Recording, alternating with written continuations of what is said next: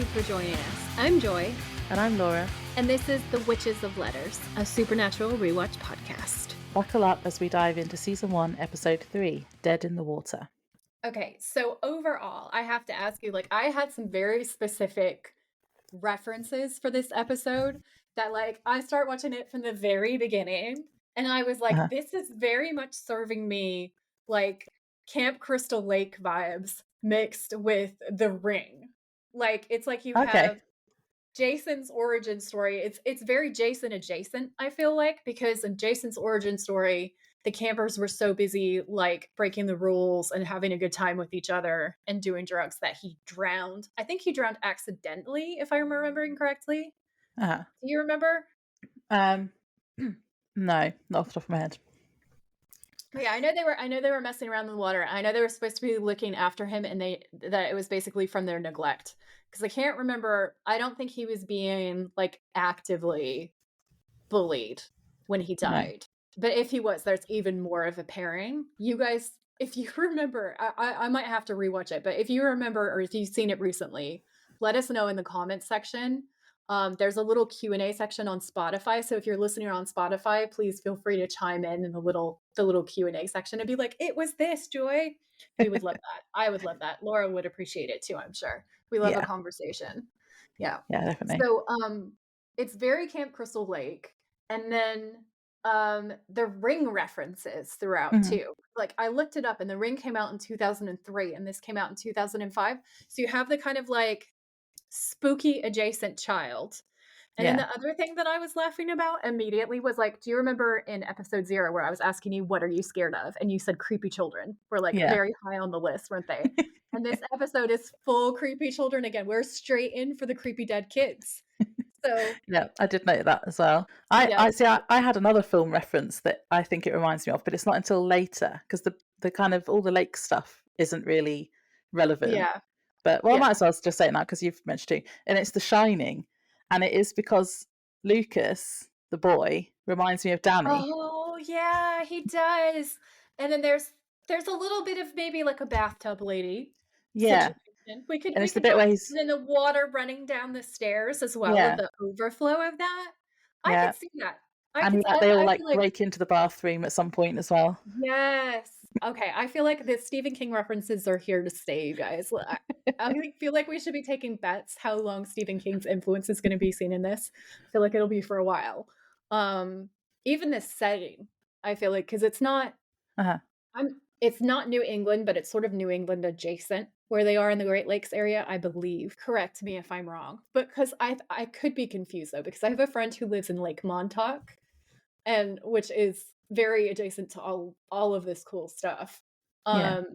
And I'm pretty sure that in some of the biographies and stuff, because I'm a Stephen King fan, I've listened to a lot of his books on tape on Audible. And he mentions, I swear he mentions Lake Montauk in one of those conversations. Yeah. So I always associate spooky lakes with Montauk now. It's just an immediate association in my head. And then I had another friend who went there and got haunted in her hotel room. Oh. So all the spooky stuff I immediately associate with that. And I think I will circle back topic wise to that a little bit later when we get more into the episode because it's relevant. But I'm so excited for this episode. I thought it was so spooky. It wasn't exactly a jump scare episode for me. I remember that it was when I first watched it. Yeah. When I first watched it, I got got. I got close to getting got, but I remembered all the jumps. I think I've seen this one upwards of 30 times. So I think at this point it would be it's very difficult to get me as a supernatural fan with the jumps because I've seen them a lot, and we're in 2024 now. And so our spook meter keeps going up as the years go on. If you're a horror fan, you know that the level and quality and the scare factor shifts as we go on. So yeah. I also remember thinking, well, this is not going to end well for you, immediately because of the blonde girl. Yeah, blonde girls always die. As you pointed out on the first episode. Yeah. So just continuing in that vein, in my notes, it literally says she is dead. I wrote down, she's blonde, she's attractive, she says morning daddy. She literally says more, but she says it in that like stereotypical, like you only ever see this on TV and never in real life way, morning daddy. And then she kisses this man on the cheek. I was like, you are going to die. There is no way you're getting out of this Yeah. alive. And then I was so upset because I really like her character. And I was like, don't do this to her. She's so cool. And I feel like in this episode, one of Yes. the things that really impressed me was I feel like the female characters are really well developed considering that it's a horror. They didn't go as like several naked girls as they could have done. Like there are little thirst trapsy bits, but it's not over the top in my opinion. And I have a breakdown as we go through of why I like the development of the female characters. And I feel like they're really well-rounded considering that it's like 2005. Sexism is very alive and well, you know, especially in this era. And like for a very Jason-esque episode, I thought there was going to be a lot more boobs and silliness. Like I thought it was going to be a little bit more like a slasher. But they didn't do that. They happily surprised me with really good female character development and sass and intelligence and not having them be like super naked the entire episode. I was happy. Yeah, I did have a couple of flags like saying the opposite of that with sexism, but we'll come to that in a minute. Let me do the synopsis first, and then we'll dive in. So this is season 1, episode 3, Dead in the Water. The original air date for this episode was September 27th, 2005. Dean and Sam investigate several drownings in a small town in Wisconsin. People are drowning in the lake and no bodies ever show up. They work out the spirit of a little boy who died at the lake is killing people linked to his death, either at the lake or travelling through the water pipes to get into their homes. We find out that the sheriff and Bill, the father of a girl who drowned in the lake recently, were friends with the dead boy when they were children, and they killed him when they were all playing in the lake one day. The vengeful spirit kills Bill's 2 children, then Bill, and tries to kill the sheriff's daughter and grandson. The sheriff sacrifices himself at the end to save his grandson. I did think this was another solid episode. Like they've all been really good so far. I think it's a bit more of it had more of a kind of mystery feel rather than a monster show this time, because we don't really know what's going on with like the story behind the ghost boy to start with. We have to kind of work that out as we go along. But it wasn't as funny. There wasn't as many funny moments as the last 2 episodes. It was kind of more serious because there's a lot of talk about PTSD and things like that. It's kind of a bit more of a serious episode. There's still some funny bits though, as well. Yeah, I think it's going to be really interesting to see your take on sexism in this episode versus my take on sexism, because there are definitely parts that are the male gaze. Like, there's definitely stereotypical 2000s horror moments, but there were also parts that I felt like counteracted it and were different and were interesting to see for me and that I appreciated. So I'm curious. I'm curious where that takes us in terms of like what you thought and saw and what I thought and saw. Yeah, my 2 flags about sexism were right at the start anyway, so they're literally one scene after the other. So, and it wasn't really sexism, more just objectifying women. And there was the very opening scene where the girl goes into the kitchen and, like you said, says hello to her dad, and then the brother says something about guys don't like buff girls to his sister. I have the quote. And I'm like, I have the quote. Okay, you go.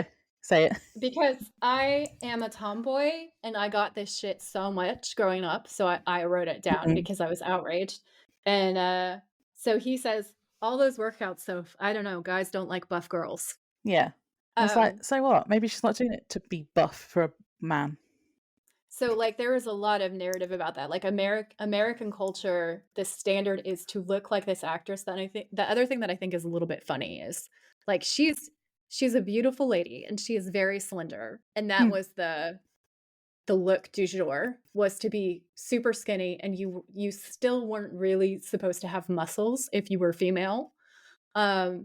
And the idea was that men would find that to be like a big turnoff. And the thing that I always thought was like, what kind of weak ass man does not want a woman to be strong? And also, Like, there's a kind of sinister undercurrent to that for me because I'm very aware of, like, the levels of domestic violence in the US and in other places. Like, Mhm. the idea that a strong woman would be able to defend herself or would be threatening, I feel like is a very silent undercurrent in this sentiment and the idea that a Yeah. strong woman is not Mhm. attractive. It's gross. It's so, so, so Yeah. gross. I think men feel threatened sometimes because then, some men anyway, um, they wouldn't be able to then control that woman if she's stronger. I agree. One of the things that I find so sexy about my husband is he thinks that it's really hot that I'm strong and capable. Like the fact that I do martial arts and that I have things that I know how to use, like that I've picked up different weapons and styles and he loves that. He loves that like I can do Yeah. push-ups and pull-ups and like that I have guns like from not really doing very much that I've always had like a bigger upper body build. And he thinks that that's Yeah. really cool. And I love that. And this is why I feel like the men who dislike strength in women, I don't think that they're nice guys. I don't think they have good motives for No. disliking strength in women. I don't think that it's purely an aesthetic thing at all. I don't believe that for a second. And Mm-mm. I admire men who admire strong women so much. Yeah, same. The other part that I thought was to do with objectifying women was at the start, and it was Mhm. when Dean and Sam are in the diner, The and waitress. Dean refers to the waitress as that. He says, "That's fun." So I have thoughts. Please complete your thought. I want to make sure that you've completed your thought before I say something. Well, I think he should have said, like, "She's fun," at least, not that. But yeah, I mean, yeah, you get to your point. Okay. So my thought process goes like this. It's possible that it is objectification. That's a very valid way of reading that line. Um the way that I thought about this the first time that I saw it too, and I was like, "You know what? He could be saying that's fun as in flirting with girls is fun, as in dating is fun, as in maybe getting laid is fun." Um Not Mhm. necessarily referring to her as an object. You can read it as objectification, and I wouldn't necessarily argue with that, but I think that there's room in the way that he's talking to read that moment as like that is living. That is fun. Like going out on dates, meeting people, flirting with people out in the real world because Sam at this point is like so miserable. Yeah, And it's understandable why he's miserable, but he's, like, miserable, he's snappy, he doesn't seem like he would be fun to be in the car with, and he specifically cock blocks his brother. I actually have cock blocks Dean in my notes for that sequence. Um, so I think that you could read it either way and be alright. It's possible that because I'm a Dean girl that I wanna excuse him and believe that he's not saying something that he perhaps is saying, and I will hold my hands up and I will own that. But the more that I'm watching this season back, the more I'm thinking, I don't think Dean is as much as a player as I originally thought that he was. I actually think that he's a lot kinder than I thought he was before. Like, I thought he mhm. was quite like a Han Solo type of character, where Yeah, I you're could see attracted that. to him, but sometimes you ask yourself, "Hmm, you know, is this the best decision that I'm making right now to be attracted to this kind of bad boy?" Um, I feel like we're thinking women in a modern era, and those are good questions to ask. But yeah, that's my Yeah. there's a possibility that it wasn't, but it could be speech. Yeah, I feel like the writers are like trying to make us think that he's a bad boy, but he's very caring. Like, his trauma has obviously had a very significant impact on him, and we see in this Yeah. episode that he is very caring. He genuinely cares about the people that he was trying to help. He was so sweet Yeah. with Lucas, um, and especially because there was obviously parallels with his own Mhm. trauma as a child as well. Yeah. Like he also saw one of his parents die. Yeah. I agree completely. I had forgotten that in the first in the first part of this season, Sam is like, "I don't care about other humans. I just wanna find dad and get revenge for Jess." And Yeah. I had forgotten that in the beginning, Dean is really like the heart here. Dean is the heart and the soul and the conscience. Dean is like, no, we need to be helping people. We need to stop this from happening to other people. And when we get into Yeah. this episode, there are quotes that I've highlighted that are like, you can tell that his version of dealing with everything that's happened is by stopping it from happening again. And I really get that. Yeah. So, Yeah. I really love this episode for the heart and the soul in it and the character development. Also, it is Autism Acceptance Mm. Month. And while trauma and autism can read really similarly, I feel like Lucas gives me really strong autistic vibes. He's displaying a lot of autistic traits. Uh-huh. And when you watch Dean be so patient, when you watch him not force eye contact, whether you view him as maybe autistic in your headcanon, like me as an autistic watcher, like if you view this as positive representation or just positive representation of a traumatized kid being treated well, he doesn't force anything. He doesn't force himself into his space. He doesn't try to force Lucas to speak to him. He lets this kid just be nonverbal and just be where he is. And he's so gentle and he's so calm to just meet Lucas where he is. And as somebody who is both autistic and also was a traumatized child, like this absolutely melted my heart. And I wonder if this is the moment when I was like, nope, that's it, Dean Girl forever. Because he opens up and he shares with this kid in a way that he hasn't shared with any other character. I treasure this whole episode for that. He's very patient, very sweet, and he gains his trust because of that as well. Like he hasn't spoken to anyone for, when did his dad die? Was it like 2 years ago or something, they said? Yeah, it's 2 years. And he hasn't spoken since then. And yeah, he gains his trust, but it's because he does kind of understand, and he tells him, look, I understand, you probably don't want to speak, you probably don't want to do this, but you probably think everyone's gonna not believe you, but I will. And he gains his trust. Yeah. I think one of the things that's groundbreaking about the show is there is actually very little either realistic or well done representation of people living with trauma or living lives that are very rough with trauma. And Supernatural is the exception. And I think maybe, I don't know if I could say the first just because I don't have dates of other shows that I'm thinking of. But I would say that for me, this has been both the most accurate and the most therapeutic and the most cathartic show to watch. And I'd be really curious if other fans who also have like PTSD or CPTSD, etc., if they feel the same way. Like I suspect that because of the stuff I've seen in the fandom, I suspect that it's a yes.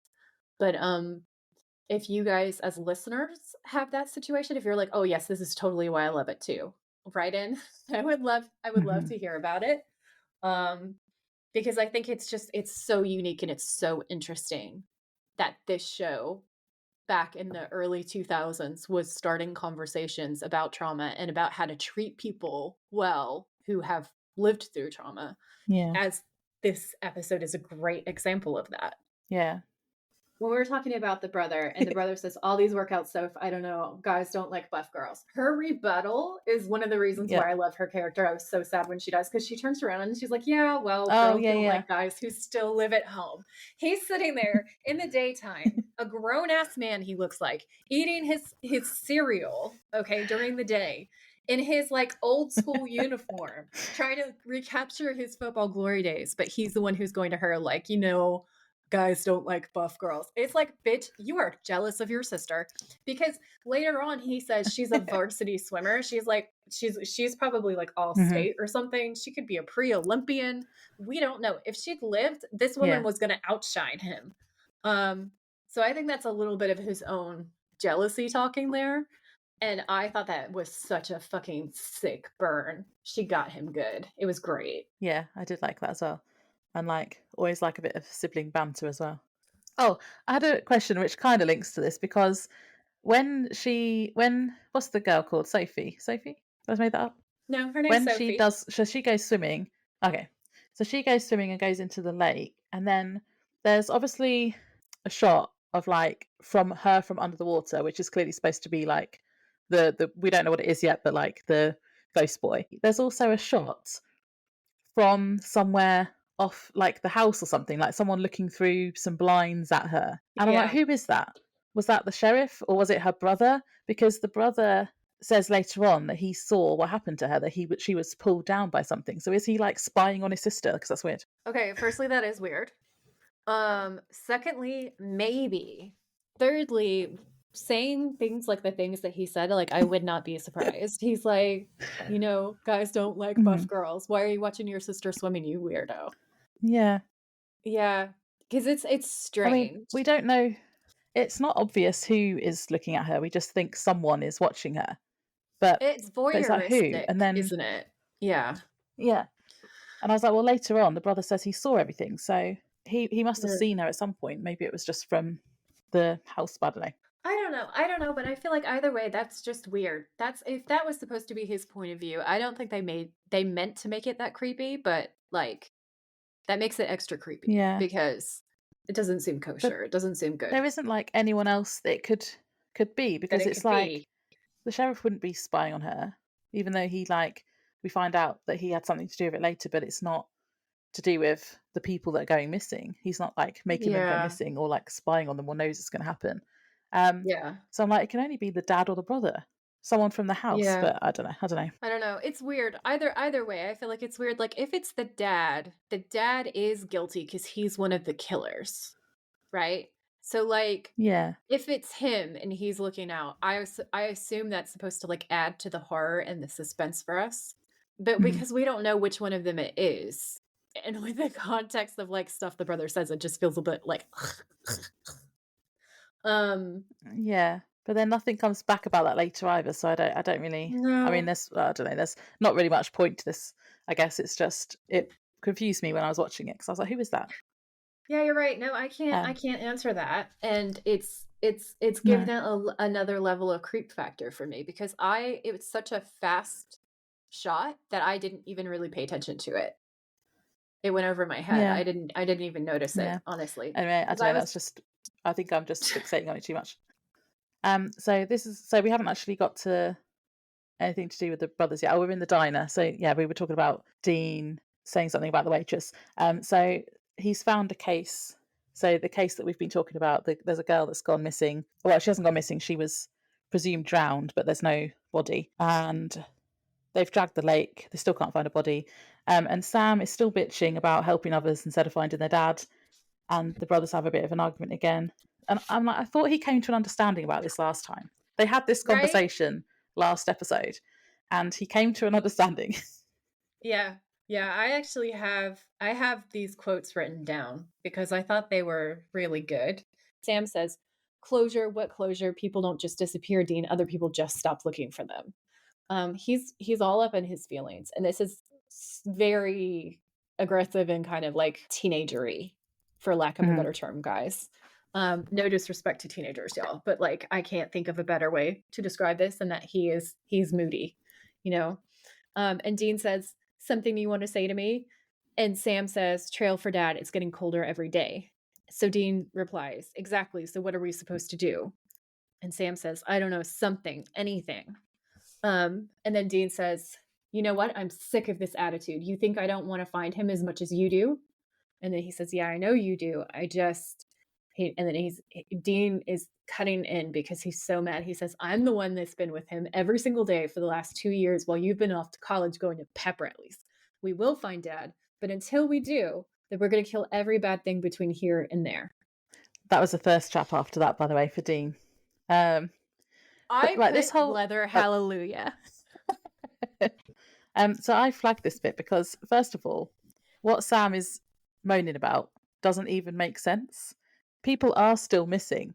Even when people are still looking for them, they're still missing, aren't they? Because otherwise people won't be looking for them. So that doesn't even make sense. And second of all, like, shut up, stop whining. And I agree with Dean when he says, "I'm sick of this attitude." I'm sick of his attitude too. Agreed. Honestly, agreed. It's a lot. Like, I understand that he's been through a lot. I understand that. So I think of Jess as his fiance.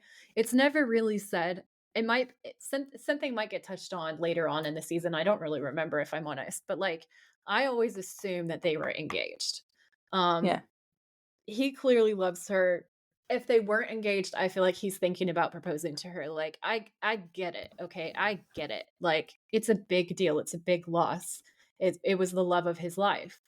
But he's Yeah. being completely unreasonable. Like, Dean's point is that the best way to find their dad is to hunt monsters, because what is their dad doing? What he's always been doing. He's always hunting monsters. Like, if that man is alive, he is hunting monsters. So Yeah. Dean's point stands, like, that if between, like, clues or trying to find more clues of where he is and where he's going, they roughly kind of know vaguely what part of the country they think that he's in, which is why we're looking at monsters around here, is my instinct. And so Yeah. Dean's logic is, if we find the monsters, eventually we're going to find Dad, because that's where Dad will go. And it makes perfect sense. Whereas Sam is like, let's drop everything and only search for Dad and not help anybody else. And it's like, Sam, one, stop being so selfish. And two, like, Yeah. how are you going to find clues? Like, if you're not looking for monsters, how do you plan on finding him? What do you think is going to happen? Yeah, that it doesn't. His logic doesn't make any sense. His logic ain't logicking. Yeah, I don't get it. No. I just think that I think he's giving us a really good example of what sleep deprivation and like trauma and stuff can do, where it's just like some people become kind of irrational, and Sam has fallen in the irrational category, really. Like, he's being too much, you know. Dean is completely right and Sam is just kind of being too much.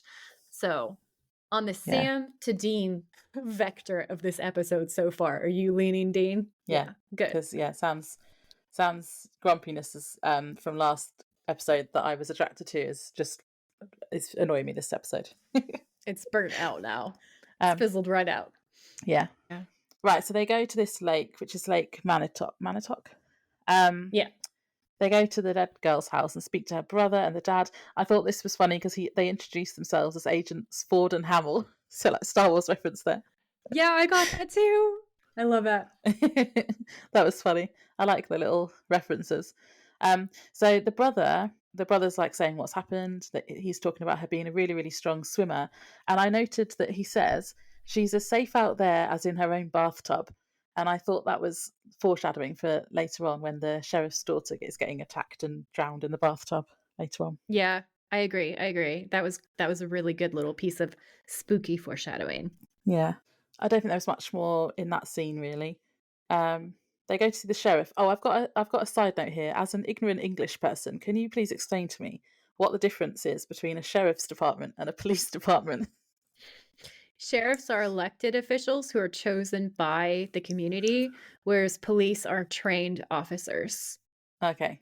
And is there both in towns then, or do you have like one or the other? Like, I feel like there's often both, because I remember us having like sheriffs and also police. Okay. I feel like there can be both. Yeah. I think if you have, like, depending on the size of where you live, you might get a mix, but if you live in a small area, you might only have a sheriff's department, perhaps. So this bit, there's a little bit of which might be a nod to future episodes, hopefully. It's They say something about the sheriff says something about, unless it's the Loch Ness Monster, and then Dean gives Sam a look, and I'm like, ooh, do they know something? Do they know something about Nessie? Do you know what? I honestly can't remember. I feel like it's not the only Loch Ness reference, but yeah. I don't know if Nessie ever gets like brought up in an episode specifically. That's all that I've got. I've been to Loch Ness. It's very pretty. Everyone should go who can go. My favourite quote is coming up. So they meet the sheriff's daughter, Andrea, and his grandson, Lucas. And I bet Dean is flirting with her again. He's flirting again. And he asks where the nearest motel is. And she's like, yeah, it's 2 blocks down the road. And he's like, oh, can you show us? It's like, can you not walk there yourself? And then she kind of makes a point about that when she drops them off. And then she says, must be hard with your sense of direction, never being able to find your way to a decent pickup line. And I thought, that was funny. Like, when I was watching that part of the episode, I died. That was such a good burn. I love her. And I love that she is she's a badass. And I love that about her. And then Sam says, "Name 3 children that you even know," because Dean's like, "Oh, kids are great. I like kids." And Sam is like, "Bullshit." Dean picks up his hands, like he's gonna count on his fingers, kids that he knows, like he's trying to count to 3. And there's just a long pause, and he looks really embarrassed, and then he says, "I'm thinking." And then and then he just kind of, he's like, "Dude, shut up. That was Shut funny. up." It was so funny. I loved it so much. Yeah. So then I have that they start doing the math, like they start trying to solve what's happening. They talk about it being 35 years. And they say that there were 3 deaths and then 6 deaths. And I added that up to 9 deaths in 35 years, which, like, this vengeful spirit is not all that vengeful. They've only killed 9 people, like, in 35 years. That's not, he's not doing like big time serial killer numbers. The hotel is cute. I give this hotel a 10 out of 10. I really like the decor. I said it was very beige. Champion. Very beige. And they had a feature wall of orange patterned wallpaper. I just felt like it looked a lot like a lot of nice lake places. It just looked like swanky lake place. Like the lake makes us a lot of money. Thank you for giving us yours. Decorating where, like, they've made an effort to make it look pretty and upscale, but not too much of an effort. Like, you can tell that he says reasonably priced hotel or something, doesn't he? Like, you can tell that they're not staying at the Ritz. But it still looks kind of upper class, is maybe not 100% the correct word that I'm looking for, but it's not bad. Like, when you think about the other places that they've stayed, they stay in some absolute pits. Like this one, this one's probably one of the nicer ones. Yeah, it's not like a dive place. The main, like, important part from this scene was that they found out Lucas's dad, so Andrea's husband, had died on the lake too, and Lucas had witnessed it, and that's why he's now totally traumatized and hasn't spoken since, which is understandable. Yeah, they actually say that, like, he was there when his dad died, and it was 2 hours before he was rescued, and I think he was clinging to, like, a piece of wood or something, did they say? Yeah. Like, I seems like maybe they were on a boat together. Yeah, like, I imagined it was still floating. Yeah. So I assumed that, like, in a later clip that we're gonna see where the boat gets absolutely smashed by the lake, that's kind of like how his dad gets taken, but that Lucas is clinging on. And now, since this is a boy child ghost, who I might say, like, he looks eerily like Lucas, actually. When you look at the old pictures of him, I kind of wonder if it's the same kid playing both parts. Yeah, I thought that. But yeah, I wonder if he sees himself in Lucas, and the reason why he doesn't kill Lucas, because that should be part of his dastardly plan, right? Like, to take Lucas, and he sort of does. He sort of does later on, but you would think this was a 2-for-1, right? He could have taken the dad and the kid in a fell swoop, but he didn't. That feels like a choice to me. Like, I feel like he thinks of Lucas as maybe a friend. And this is, again, where I get Ring vibes, because when you look at Lucas's drawings, you can see that Lucas is getting stories from this other kid, who's extremely dead, by the way.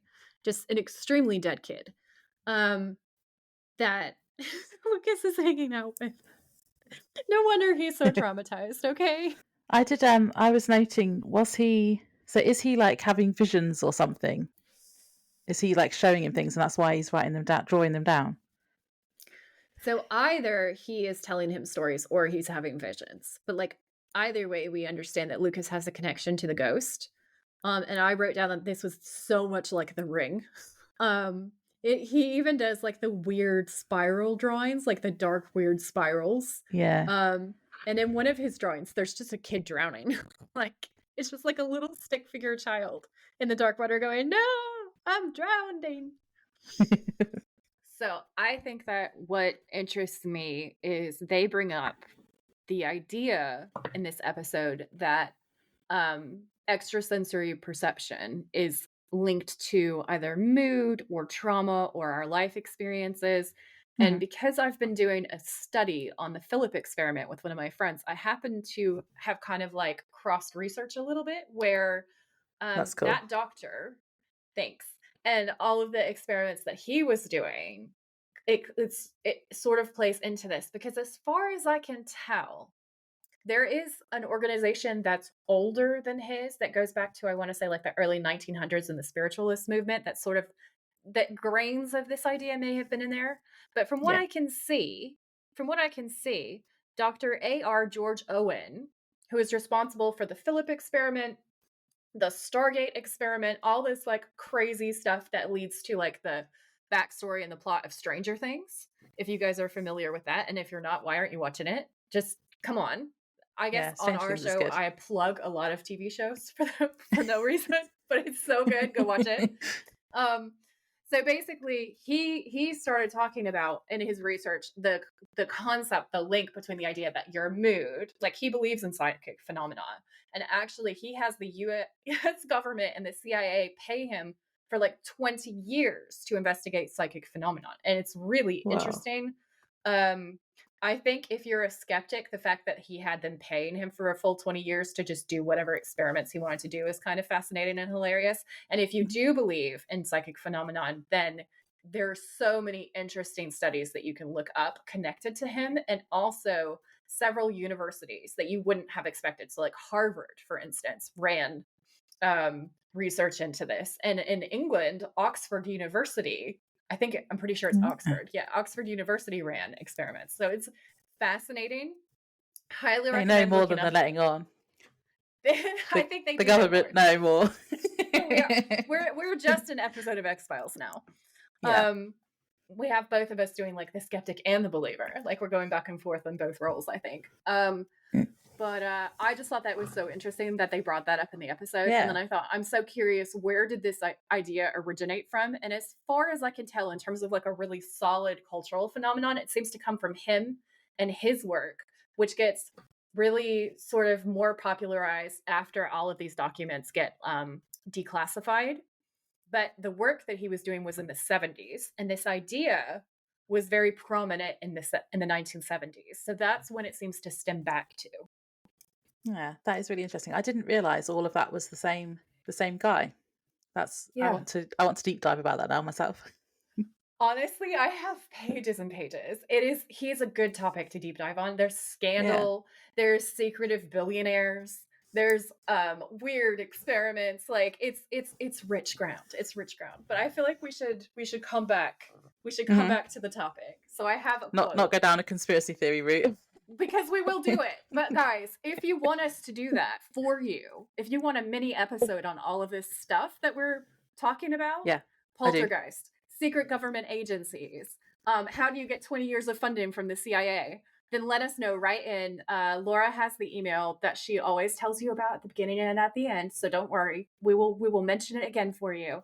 And you can write in and tell us that you want us to do that episode, because we will. We're restraining ourselves right now from doing it, but we're going to stay on topic. Okay. So Dean, when they go to the park, which is around where we're at in the episode, Yeah. Dean says, "No wonder that kid was so freaked out. Watching one of your parents die isn't something you just get over." And then he kind Hmm. of looks haunted. And may I say, he's he's very handsome. He's very handsome when he's looking haunted. I'm not going to call this a thirst trap moment, because I feel like that would be wrong and insensitive. You can tell that he's thinking about his mom and Yeah. himself. And we're getting another really beautiful piece of writing where we're weaving together Dean's story with Lucas's story, and we're seeing this lovely connection between the two of them. Mhm. And I think it's nice because Dean is very emotionally available and like emotionally literate, I would say, in this episode. Like when you think this is the early 2000s and Mhm. he's playing such a tough guy, like this is, I'm going to say it, I think it's kind of groundbreaking. I think this is cool. Yeah. I But can't it's real. remember. It It's is it's real. because men are like that. They're just Yeah. what's the word I'm looking for?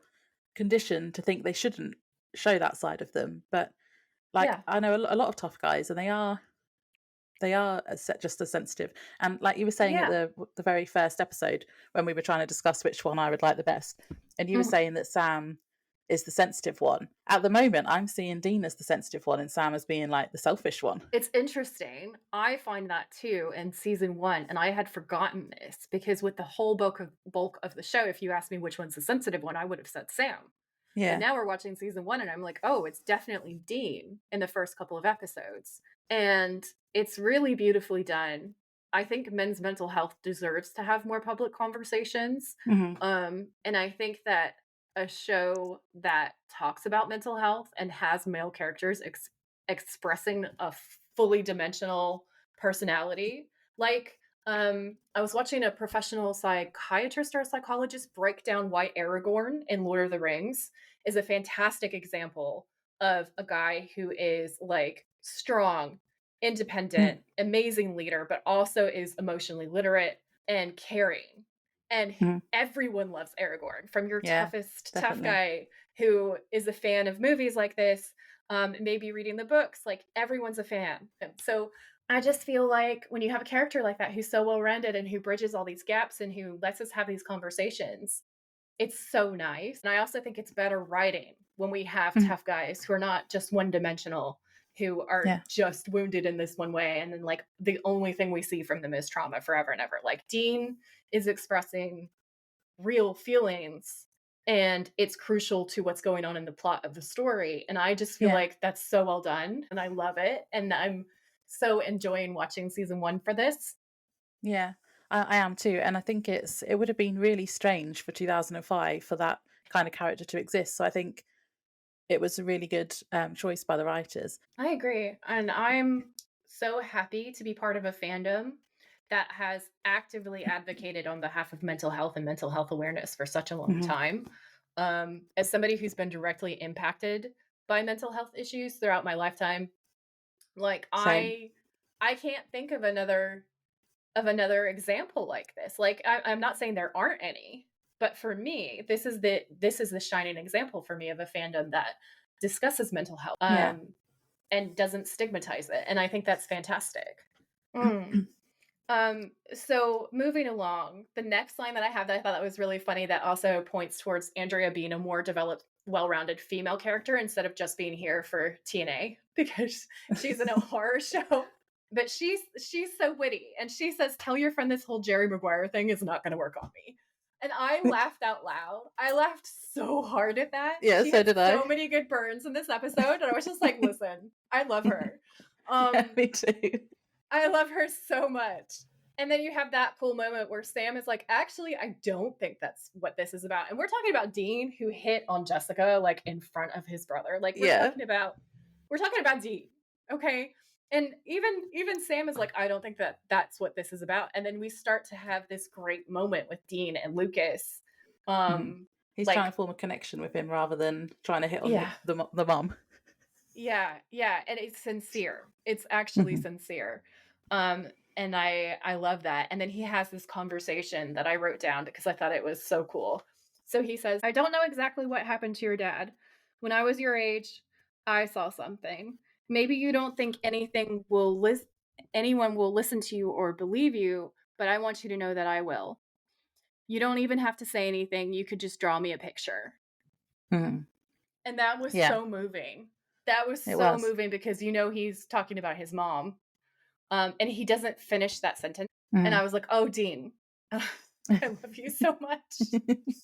Um, and then he says, "You could just draw me a picture," and I'm like, "Dean, I love you so much." Aw, Because again, he's not forcing this kid to talk. He doesn't no. This is where I'm like, he doesn't force eye contact, he doesn't demand, he doesn't get into his personal space. Um, and then he makes Lucas the drawing of his family. And then later, Lucas gives him a drawing in exchange. And that's the opening Mhm. of communication. And I think what's so Yeah. beautiful is like he's willing to communicate with Lucas on his level, like where he's comfortable to communicate. And Lucas does communicate with him. And Yeah. then I said that Andrea kind of notes this. And I think that's when she starts to think of Dean as like, oh, maybe there's more going on here. And I Mhm. believe that that's gonna help later when they try to convince her that there's weird stuff afoot. Yeah. I think this is actually pretty crucial. I think if Dean hadn't have been himself with Lucas and they hadn't have had this bond, then later on when all this stuff starts to unravel, I don't think she would have trusted them the way that she does, and I'm not sure that everybody would have gotten out alive. No.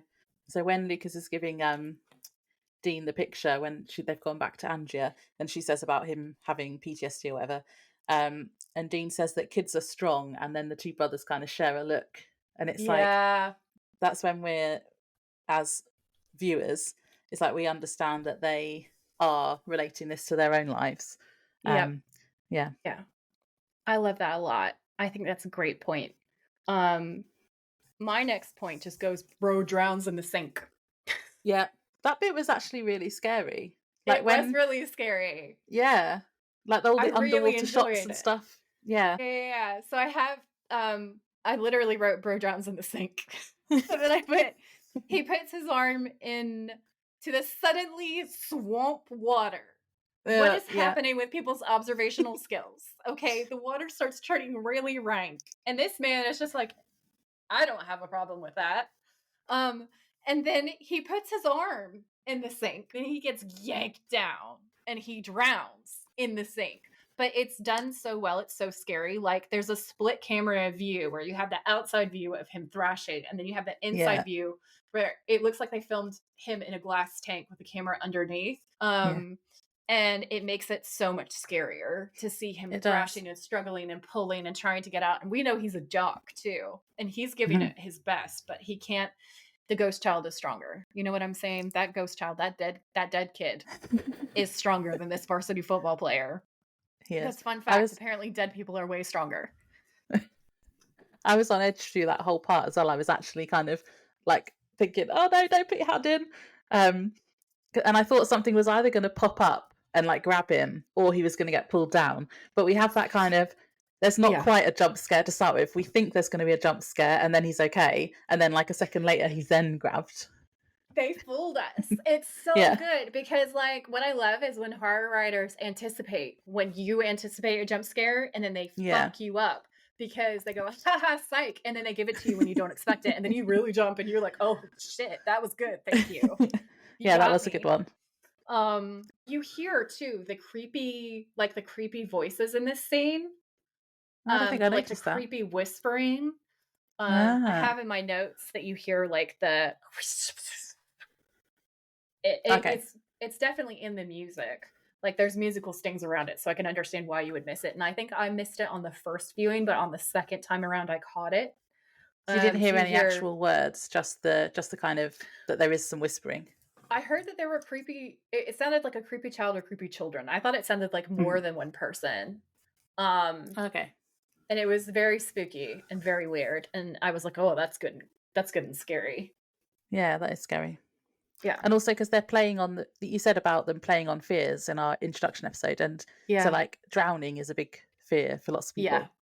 Yeah. So it does pull on those kind of everyday kind of fears that people have. Yeah, I agree. And then also for people who are afraid of the water and this kind of thing, Dean has that part where he and Sam are discussing the dangers of what this is and what can happen after the brother drowns in the sink, right? And he raises the point that if it can come at you through the pipes, then it can be anywhere and it can get anyone at any time, and that a bunch more people are going to die. And I thought that was a great way of like both explaining how that happened, because before this we were like, oh, it's a lake monster, just stay out of the lake. Yeah. And then the writers are like, you thought, bitch, you're not safe. You're not safe in your house. This is why. I kind of like that. I thought that was great, adding the terror factor. Yeah, definitely. Because they're working out then that the lake monster, if you like, is upping the body count because that something's going to happen to the dam and it's going to flood the village or something, the town. Yeah, so they were talking about the fact that lake won't exist soon because of the situation with the dam. And that possibly even the entire town won't exist anymore. I also really like the juxtaposition of like the idea that water is the source of all life, and the lake is obviously like the entire lifeblood of this little town. Like they are clearly a lakefront town and they make money by tourists coming in and all the rest of that. And now you have this switch flipped and suddenly this life-giving water has become the death of the town. It's become the doom of the town. And I thought that was really good and creepy too. So they kind of then work out that it's something to do with Bill, don't they? I think it's something to do with Bill because both his children have been targeted. So then there's like a shot of Bill at the lake looking really sad. And I was like, oh, I feel really sorry for him because he's lost both his kids. But that's obviously before we knew he was a murderer. Yeah, that's before we knew that he was a bully and a murderer. Yeah. So they like go and question him, and then after they've questioned him, they go back to the car. And I had a flag here. Yeah. So they go back to the car and they notice that the where they're parked, they're next to the house that Lucas drew. But I'm like, how is that picture that house? That doesn't look anything like the same house. It's a different colour. That was them interpreting a child's drawing and being like, it's this house. I will give to you. I feel like that's a little bit of a stretch. Like, I feel like the props people hadn't been to the location to draw that picture. They drew the house first. They were like, just do a kid's drawing of a house. It's fine. Yeah. And also they parked facing the house. Did they not notice it when they first pulled up? We're only noticing it now. I love you, and I think that's a fantastic point. Shred them. You know what? Just shred them. Continuity. No. I have a thirst trap moment, which is when Dean is looking at the house. He's leaning against the car, and he's wearing his leather jacket, and the lighting is perfect. And I'm just like, sir, thirst trap. Okay, I'll note that one. Okay, so Lucas has drawn. So he's drawn a white church with a yellow house, and they're trying to find it. And they find the house. They managed to find it somehow. It belongs to an old woman, and they ask her if a boy lives there with a red bike and a blue cap. Now, I missed why they asked her that to start with. I was like, why are they looking for... But it's because it's in the picture, isn't it? There's a little boy with a blue cap on. And she's like, he's been dead for 35 years. Before she said it, I knew exactly what she was going to say. And it's not because of the rewatch. It's because in every haunted lake movie or TV show ever, someone's always like, they've been dead for 35, 25, 15 years. Like there's always a sad older person, and that line is always there. It's always there. Yeah. I would say that I thought it was pretty poignant. Like she's so sad. She's so sad. I can't imagine. I'm not a parent and I can't imagine that scenario, but it seems horrible. Yeah. She seems like such a nice lady, and it's the way that she describes her son too as being kind of like quiet and shy and quiet. Wow, the dyslexia is strong and it's affecting my words, y'all. I don't know, free comedy. I'm here to give it to you. I noticed that the not knowing is worse than dying, and Bill said it was worse than dying as well. So I'm like, but I couldn't understand like if there was a reason why they were repeating the lines. Yes, there is. There is a reason. It is because the motive of her son was to make everybody feel like how his mom feels. So his outrage is not for himself, it's for his mother and her pain. So he's bringing them all to the breaking point that she's been having to live at for the last 35 years. And they've lived their lives. They've gone on and they've had kids. They've been completely unpunished. One of them has the absolute audacity to go into law enforcement. So, like, I think that I can see where he's coming from. I'm not saying that I approve of his decisions, but he's a vengeful spirit. You know what I mean? Yeah. He was murdered. He's become a vengeful spirit. He's not in his right head, probably. And he's also a small child. So we give him a little bit of leeway in terms of his murderous rampage. Well, yeah, that makes sense now. And I knew it was important enough that I noted it, but I couldn't make that connection. So thank you, Joy. You're welcome. That's what I'm using my film degree at last. So they find a picture in this old woman's house and basically work out that that Peter, who's the boy who died, was friends with the sheriff and Bill. So then they go back to Bill, and this is where Bill dies on the boat, isn't it? I think. Yeah. They try to warn him, but Bill has realized that he is the problem. It's taken him 35 years to be like, maybe I shouldn't have murdered that kid. Maybe. Yeah. Does he realize that it was Peter? Because I was like, he must have worked it out. I feel like here's the thing that puts me on the side of the ghost murder child is that, number one, they did him so wrong. Number two, they covered it up and then they went on and they just lived their happy family lives. But then when the other people start dying, and they gotta know, because like bodies are never found. It's clearly supernatural. It's in the place where they murdered their friend. They know. Okay? Yeah. They don't say anything. They don't do anything. They just keep letting people die. And one of the reasons why the sheriff is such a fantastic villain towards the end is when he's like gaslighting his own daughter, being like, you can't put this on me, which I'll bring up in more detail later. So that to me sets the tone for these two characters because they're clearly buddies. Yeah. And I feel like they're terrible people who have just let these people die. Like there have been 9 deaths so far, including their own kids. And it's only after both of his kids are dead that he's like, you know what, maybe I did something wrong and I should pay for my crime in some way. Yeah. So I don't really feel a lot of sympathy for him when he goes into the lake. I'm just like, chow down, ghost kid. Enjoy. Yeah. I'm kind of on the side of the ghost kid as well. Yeah. So then they go to the sheriff's office, and this is where like Lucas is visibly upset or like unsettled, and I'm like, this is where I wrote down originally, is he having visions, and does he now know that it's his granddad, because he seems kind of scared. Yeah, I took notes at that point too, and that we've got to keep in mind that his grandfather is the reason why his dad is dead. So there's extra layers for Lucas, because he knew all of this stuff, and then Lucas's dad gets killed horribly, and Lucas was on the lake that day too. So it's not even just the dad. It could have been Lucas already. Lucas is still here by some miracle of like, I think the ghost child is reminded of himself by Lucas and decides that taking Lucas wouldn't be right. And I think towards the end, when Lucas is in the water later, I think he thinks he's playing with Lucas. I don't think he's trying to kill Lucas, because all the other bodies have disappeared and vanished off the face of the earth, but they find Lucas and they're able to bring him back. I think that Lucas is like knowing. I agree with you. I think Lucas knows that his granddad is a bad man. And that's why he's so scared. And I also think that if you knew that, if you experienced what he experienced, and then for a full 2 years, you were living with a man who you know killed somebody your age and covered it up, and then is responsible for your dad's death, you probably wouldn't be talking very much either. Because like, what are you going to say? Who's going to believe you? If he says anything, his life is going to get infinitely worse. He might lose his mom. Because if you were his mom, I don't know if your kid said something that outrageous, you would just be like, oh, he's traumatized. And you wouldn't believe him probably.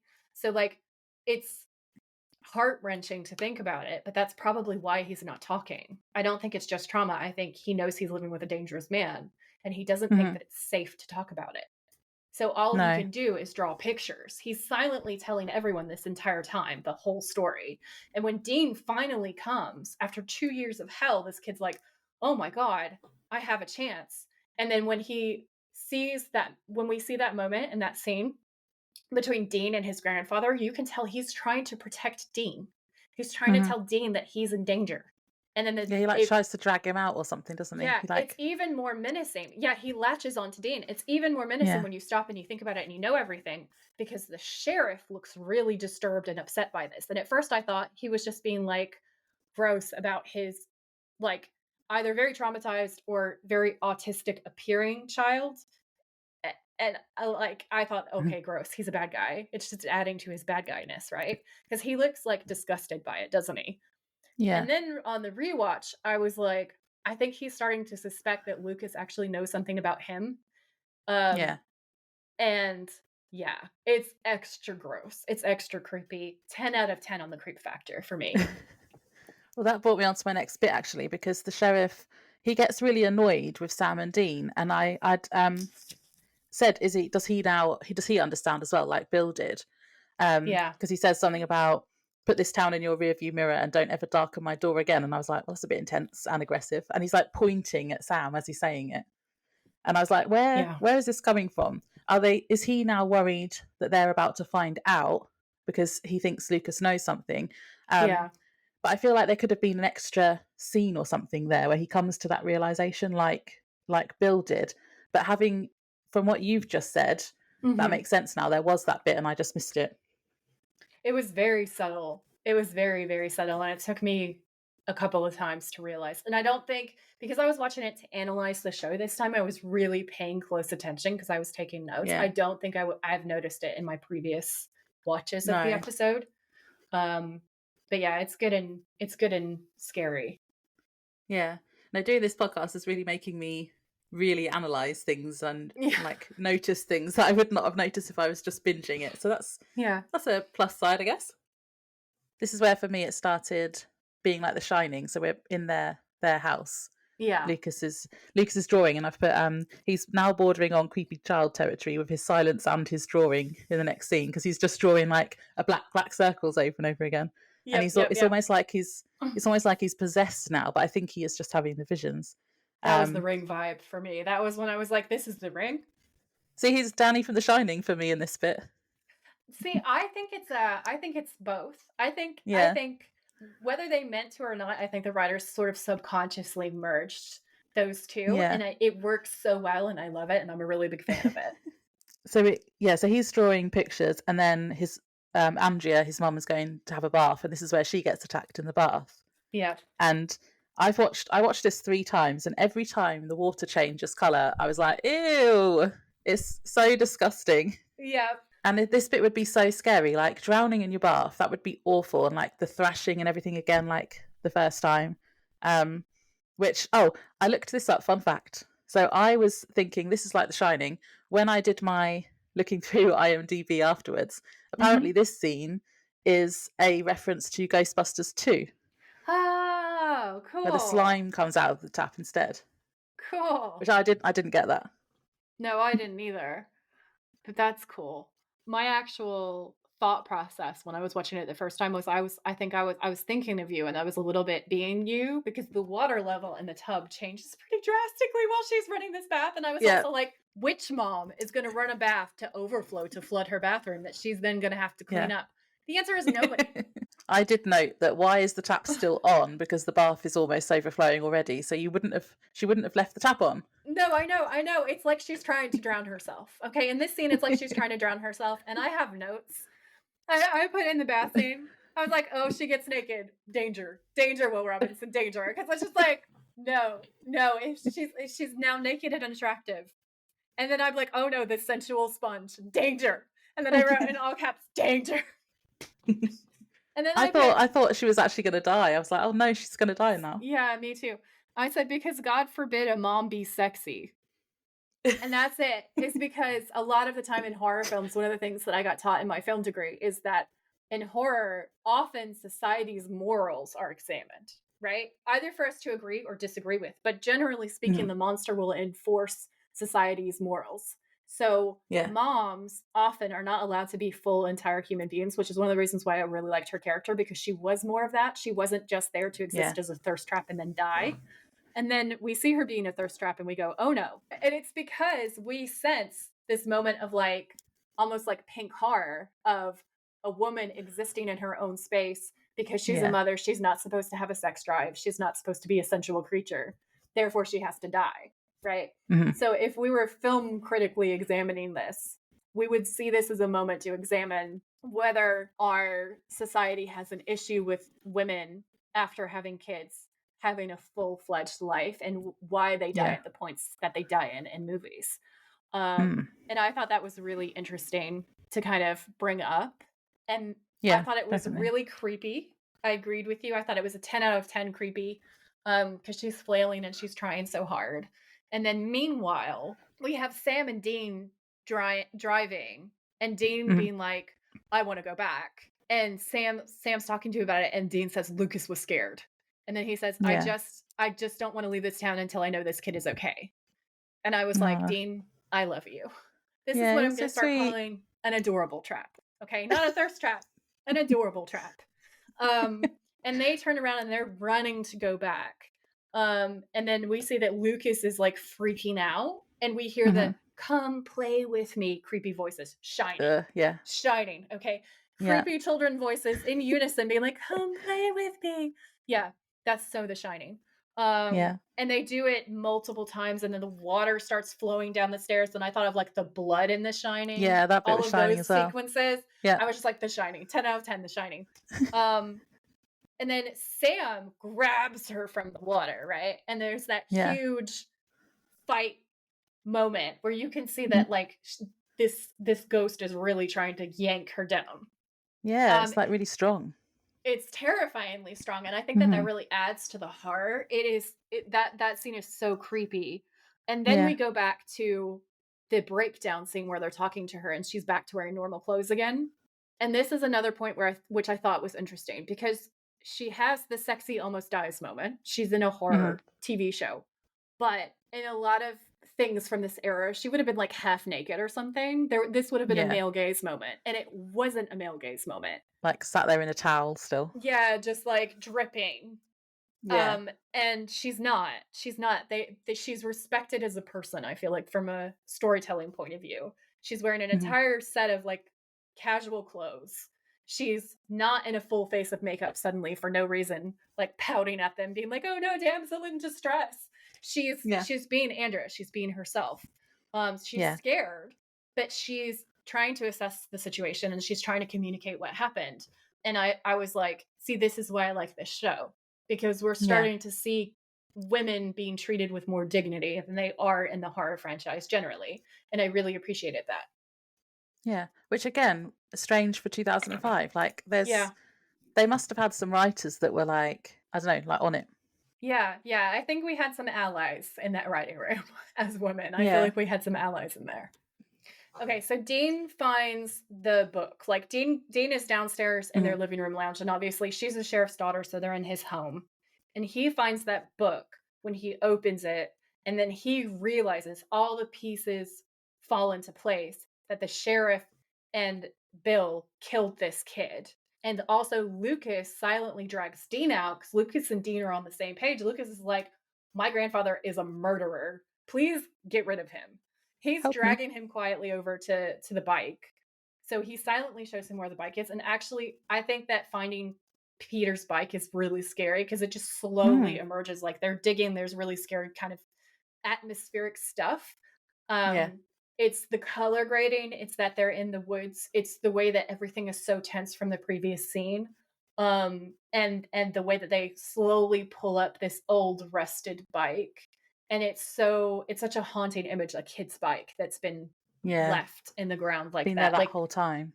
It's scary and gross. And then this is when Jake realizes that he's about to get found out. And this man goes full unstable white male shooter, pulls out his gun, and is like, I'm about to kill everybody here because you guys know that I'm a murderer. Like, that's the vibe. The vibe is very much, let me just kill everyone, kill all the witnesses.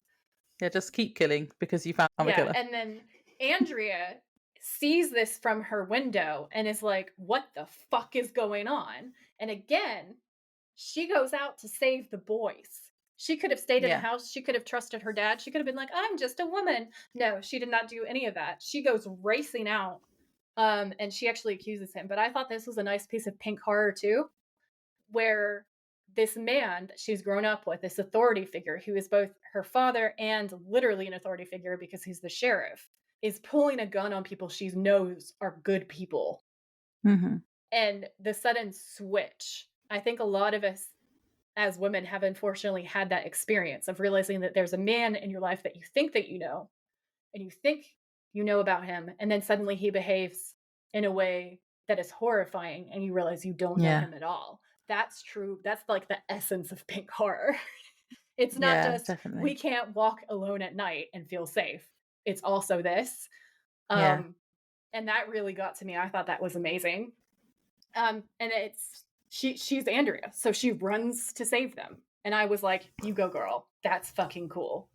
And then she's looking at them, and Dean has said that they need to find the remains, they need to salt them, and they need to burn them.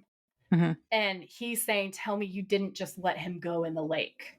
And you realize that they not only killed him, but they just let him go. They didn't even bury him. They just let him go. And again, you start to be like, Ghost Kid, I understand why you are so angry, and I get your vendetta. I get your vendetta. I can't support him trying to kill Andrea. That was rude. But aside from that, he's trying to get the sheriff's attention, isn't he, by doing that? Not the initial girl either. I'm not on his side about that either. No. But some of these I can understand. And then this is where we get the gaslighting, and we realize that Jake is the baddest of all bad men, because he says, but Andrea, to say that I have anything to do with these drownings with Chris because of some ghost, it's not rational. He literally gaslights his own daughter about the death of her husband. can I just say? He is doing the most. As a villain, he's doing the most. Yeah. The quote I wrote down for this section was when he admits that he did kill Peter, and he says, "We held his head underwater too long and he drowned." And I was like, well, yeah, that's what happens when you hold someone's head under the water, idiot. Yeah, I know, right? It's like when we talk about accidental drownings, that's like somebody who couldn't swim fell in, or who wasn't a strong swimmer overestimated their abilities. This wasn't an accidental drowning. Like, they drowned him. Yeah. Verb. They held him underwater until he and they stopped thought they were kicking. being funny because they were all like messing around and like, oh, we held him under for too long. Why were you holding him under at all? That's not a fun game to play with your friends in the lake. No, it's bullying and torture and murder is what it is. So that's terrible. Lucas gets lured away with the army men, which is why he goes into the lake. Dean sees this and jumps in. This is a thirst trap, ladies and gentlemen. Definitely. This is a thirst trap. No other thirst trap has been this powerful. He sees this kid in danger and he's gone. He is swan diving like an Olympic swimmer. He is in the lake. He's just like, I'm gonna save this child. I put this down for both of them. I was like, why is it so hot that they've jumped in the lake fully clothed? Yeah, so Dean jumps in and then Sam jumps in after him. And what's so good is the tension in this next scene where Sam comes up and he doesn't have Lucas and he's looking at Andrea and Andrea's crying on the dock like, oh my God. And then Dean comes up and he has Lucas and he gets the hero shot. Thirst trap. No one's surprised. Thirst trap. But it's actually, it's not in the moment because it's so terrifying and so sad because they tricked us into thinking that Lucas is dead. These bastards. I wrote this down. I have notes. These motherfuckers, and I would do it too, and I have done it as a writer, so I'm being a hypocrite right now, but he comes up with Lucas. Lucas looks extremely unconscious and wildly pale. We're like, oh no, the kid is dead. The music is telling us the kid is dead. The lighting, everything, everyone's acting. They're liars. And then they're doing this sad walk to the car on the way out, and Sam says, look, we're not going to save everybody, and Dean says, I know. And everything's so dark and you just go, oh my God, that child died. And you're so sad. And you're like, then you went too far. You killed the kid. That's going too far. You don't kill the animals. You don't kill the children. Too far. And then suddenly there's this happy, sunshiny contrast from nowhere. And you hear Sam, Dean, and there's Andrea. And fucking Lucas is alive. And you're like, that was close, you motherfuckers. How could you do lied that to me? The emotional turmoil that you just put us through, you bastards. But respect, because that was good. That was a good trick. And then Lucas has made them this plate. She's like, oh, Lucas made you sandwiches. There's bananas under there. This is like a tray. This child is holding like his body length of food, where he clearly made this entire feast for them. And it's so cute. And Dane's like, oh, let me help you. It's so adorable. Yeah, it's cute. It is adorable. And then there's a line at the end where he's like, listen, if you're going to be talking, there's a very important phrase that you need to know how to say. And Lucas is like, Zeppelin rules. And he's like, that's right. And they high five each other. And I was just like, I love that bit. Dying of how cute this is. Then Andrea kisses Dean. And again, I don't think Dean is a player at this point because he's taking it back. He gets in the car. He plays it off. And it's only when they're driving away that he turns and he smiles. Thirst trap. But it's so cute. I did note that he has another kiss, and I'm like, does Sam ever get any kisses? Does Sam get any smooches from any of the people that they help? So far, to be fair, Sam hasn't really earned any of that. He's the been last selfish. Several episodes, he's been like, I don't know why we're doing this. Why can't we do what I want to do? Why do other people's lives matter? I want vengeance. I hate to be this person on such a happy ending, but I did have a flag at the end. Okay, give it to me. So this kid is so traumatized that he hasn't spoken for 2 years, because his dad died in front of him. Correct. His mum has now nearly died, and then his granddad has just died. Yeah. So he's got a trauma on top of trauma, and now he's just okay again. Okay, I'm going to tell you why. As somebody who is both autistic, which we don't know if Lucas is or is not, but headcanon to me, he is, because... Yeah, we're assuming he is. That's nice. Because it's really, I feel it's good representation. That's just my personal opinion. I can't speak for the whole community at large. But for me, I love it. So If it was me, I would feel the same way, and I will tell you why. Because the most trauma that he's experienced is his granddad, and his granddad being there with guns and being the authority figure and being totally powerless against that monster. Obviously, his mom was in danger, but he wasn't really that present for a lot of that, and she got saved pretty fast. I don't think that that's going to leave a mark on him like the 2 hours waiting for rescue and seeing his dad die in front of him. It's not the same situation. Then you have the trauma of his granddad. So then when his granddad dies, that's not a traumatic experience. He's like, fuck you, motherfucker. Because that man killed his dad and tried to kill everybody else, right? So Lucas is like, freedom! Fuck you, fucker. He was in the lake. This is where the ghost child wants to be his friend theory comes into play too. I'm not 100% convinced that he was trying to drown Lucas. And then Lucas isn't really going to probably remember much of that either, because trauma also erases a lot of your memories. So in my opinion, that's why he is the way he is. That's why he's so happy at the end. I don't think he has a lot of memory of that. I think he probably remembers waking up and suddenly knowing that his granddad's gone, that they're safe, that his mom is there. He now has a friend in Dean who is really cool, let's face it, who's telling him how to talk to girls, and says that chicks dig artists, right? That's one of the things that he says to him. Like, he's building up his confidence. He's helping him out. He now has people other than just his mom who care about him. And so he's able to joyfully experience life again. Okay. Yeah, no, I understand that then. I suppose I wasn't thinking that threat has gone. Yeah. So yeah, okay, I'll take that. Should we do end of episode games? End of episode games, let's go. So, now, I wasn't going to include villain hot or not, but I would say that the real villain in this case is not the ghost boy, it's the sheriff. So what do you reckon? Agreed. He is not hot. He is not a sexy villain at all. He's gross. Gross. Drown away. Agreed. Drown faster. No. Yeah, okay, agreed. Monster scare rating? I'm going to give the creepy demon child, he's not really a demon child, the creepy ghost child, I'm going to give him a 10 out of 10. Because there's scenes where we see him and he looks like they have him all in white makeup and his eyes are all messed up and he looks pretty drowned. And his success rate in terms of killing the people that he goes after is also very high. Like, he's a scary, scary ghost kid. Yeah. I'd only put 5, but I've put because it is scary and I wouldn't want to be drowned. Like, the actual drowning part was really scary. But this is where I put about that he's just a vengeful, murdered boy. So I don't really blame him. So I don't count him as a monster. Oh, it's a sympathy. No. Okay, yeah. Sympathy. Yeah. I suppose maybe we should give it a scare rating for like the episode instead of the monster then. So it's like the scares, like the drowning and the thrashing and all of that, I would give a good 9 out of 10. Yeah, I give it a 9 out of 10 also. I already said my favourite quote earlier. Shall I say it again? Go ahead. Must be hard with your sense of direction, never being able to find your way to a decent pickup line. That is the best quote of the whole episode. I'm going to give it to Andrea. Again, I love Andrea. Andrea's so cool. That is the best one. There's no contest. I'm not even going to argue with you. Okay, I'll let you share my quote this time. Thank you for allowing me.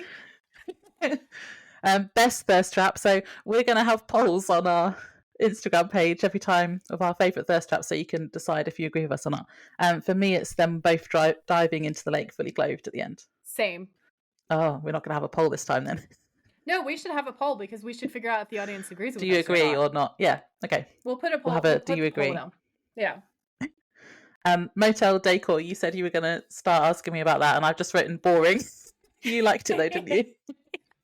I thought it was like a nice lakefront motel, and again, it's in comparison to the other places that they have stayed in, which, less of like a conspiracy murder board kind of situation, more of like, oh, this is a nice place. So you're telling me that this is the best that I have to look forward to? I actually feel like yes. I feel like the answer is yes. Okay. Right, well, I think we'll probably wrap up there then. Yeah. Thanks for tuning in. If you liked this episode, please rate, review, and subscribe. We would be very grateful. And if you know someone who would enjoy it, please share. You can find us on Instagram at the Witches of Letters podcast, or you can email us at thewitchesofletters@gmail.com. Until next time, stay safe out there, have each other's backs, and always keep fighting.